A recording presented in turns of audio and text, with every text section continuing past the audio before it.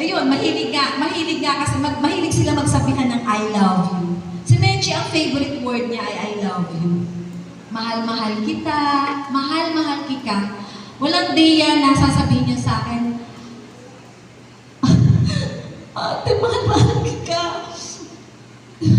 Nung una, sabi ko, ba't ganito pang kapatid ko? Parang mamimiss ko kasi yun, no? Sabi niya, Ate, mahal-mahal kita.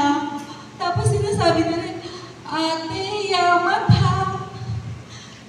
Ate, yaman ha.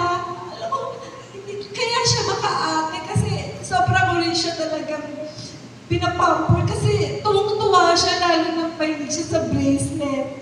Bibili kami kay Ate Ans. Pag may bagong bracelet, tuwang-tuwa yan.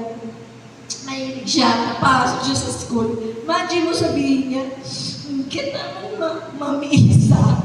Sabi ko, ha? Sino yun? Yung mom niya. Sabi ko, saan niya kaya natutunan yun? One time narinig ko kay Mama. Mama, ikaw nagturo doon. Asa na ba ako? Si Menchie ang nagsilbing joy of the family. Lagi namin siya pinapasayaw at pinapakanta. Tuwing may get-together ang family. Matit ang tawag niya sa amin, magkakapatid. At kapag galit siya, sinasabi niya, hindi kita matit. Nasabi ko na pala ito kanina.